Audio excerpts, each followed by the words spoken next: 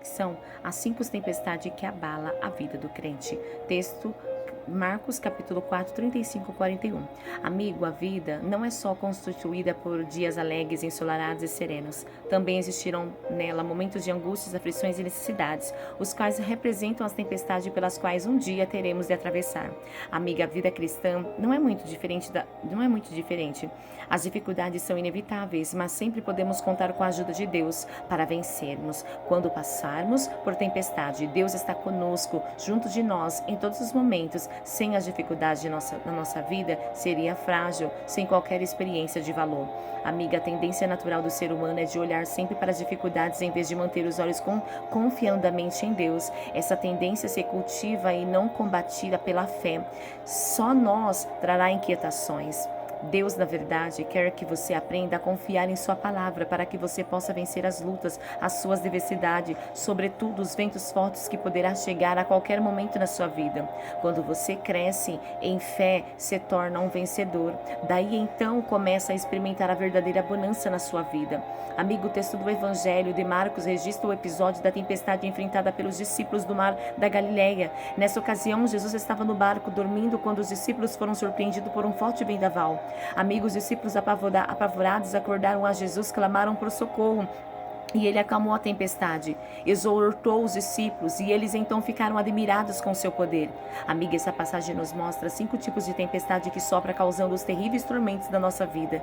Devemos sempre levar em conta que tempestade é uma situação grave e incomum que na maioria das vezes nos destabiliza e nos deixa vulneráveis. Quem de nós na vida cristã nunca ficou angustiado por causa de um problema surgido de repente? Amiga, é inevitável que a tempestade chegue, mas muitas delas são ferramentas de Deus para nos crescer e para que nós aprendemos a depender mais dele. Quero deixar um alerta: à estratégia maligna do diabo é nos fazer esquecer de que quando estamos na nossa luta, é Deus quem pelejará por nós. Amigo, em Marcos e Mateus capítulo 14, versículo 27, o texto nos mostra que Jesus andou por sobre as águas. Isso quer dizer que ele não está limitando as minhas dificuldades e que tudo aquilo que me amedronta, angústia, aflige, ameaça ou tira minha paz não é maior que ele. Amigo, Deus tem toda circunstância no seu controle. Jesus aparece no meio da tempestade para acalmar o coração de seus discípulos. Deus sabe que a tempestade do nosso interior muitas vezes são maiores que as do exterior. Por isso, ele vem para acalmar toda a nossa alma, para que possamos ver as dificuldades na dimensão correta. Amigo, Deus sabe que é assim que acontece com muitos de nós quando estamos a caminho de Jerusalém. Veja que naquela noite Pedro afundou, e já que ele afundou, nós também o podemos afundar. Afundamos em nossos erros, em nossos pecados, nas nossas decepções e na nossa desistência. Acredite, Deus está sempre com as mãos estendidas para nos salvar e nos encorajar novamente, nos colocando de pé em sua presença. Amigo, eu quero compartilhar com os queridos irmãos alguns fatores que nos ajudarão a identificar o tipo de tempestade que estamos passando ou vivenciando ou poderemos passar um dia. Vejamos então a primeira tempestade da fatalidade. Assim como os fenômenos da natureza acontecem com frequência, também as tempestades da vida acabam nos atingindo quando menos esperamos. Amigas, tempestades da vida nos causam arrepio, elas chegam alheias à nossa vontade e na maioria das vezes coloca a nossa vida de cabeça para baixo, não é? As tempestades chegam para todos, grandes e pequenos, jovens e velhos, doutores e analfabetos, crentes e descrentes. A vida não é um parque de diversão, mas a travessia de um mar revolto. A vida cristã também não é um cruzeiro num confortável navio, cortando as águas azuis e palácios, mas uma viagem cheia de aventuras, onde não faltam os ventos contrários e as ondas revoltas. Devemos ficar preparado, amigo, para a tempestade que surgem de uma forma inevitável e desastrosas. Ela sempre se rompe de forma violenta e inesperada sobre a alma humana, amigo. E quando isso acontece, a alma machucada passa a se sentir angustiada, depressiva e desanimada. Abrem feridas invisíveis onde as pessoas passam a carregar dentro de si os efeitos que irão interferir no seu comportamento, no seu modo de encarar a vida, na forma como ela irá se relacionar com as pessoas e com a sua igreja, interferir até na fé ela deposita em Deus. A segunda tempestade inesperada. A tempestade chega de súbito e inesperadamente.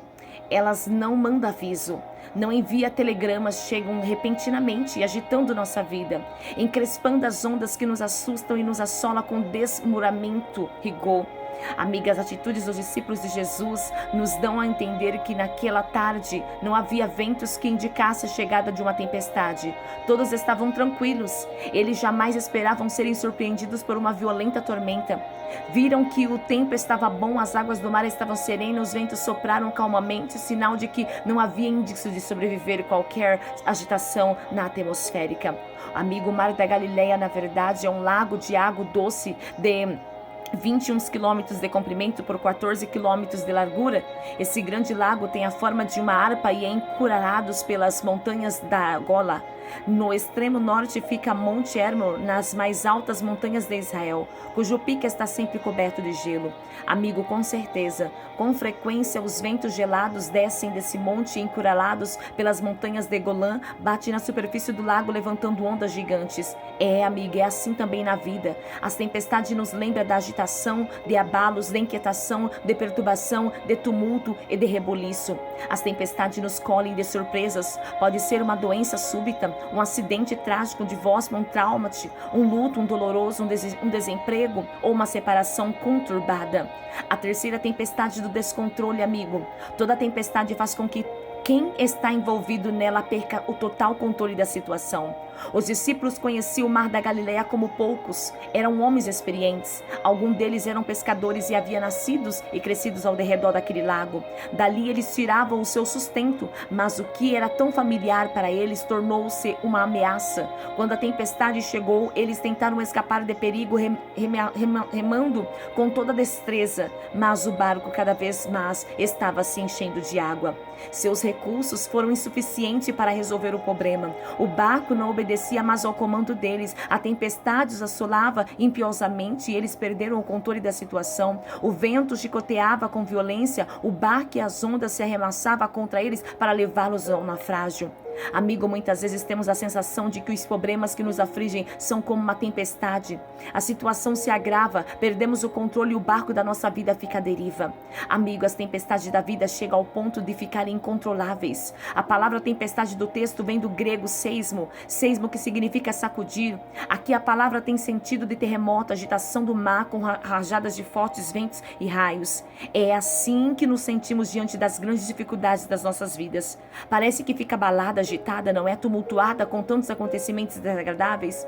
A quarta tempestade da doutrina, mesmo quando a tempestade foge do nosso controle, ela está sob o controle de Jesus. Aquele que está conosco tem autoridade sobre o vento e sobre o mar. A tempestade da nossa vida não vem para nos destruir, mas para nos ensinar. Elas não acontecem à revelia, elas não são instrumentos pedagógicos para nos fortalecer na fé. Jesus tem todo o poder para acalmar não apenas a tempestade que está do lado de fora, mas também os vendavais do medo que estão dentro de nós. Amigo, Jesus não apenas as circunstâncias, mas também os nossos sentimentos. Nessa travessia do mar revolto da vida, sentimos ter fé e não medo, sabendo que Jesus é fiel para cumprir as suas promessas. Nosso destino é do outro lado do mar, não o naufrágio. Ele está conosco e nós podemos desfrutar da sua paz, mesmo quando as ondas encapeladas berram aos nossos ouvidos.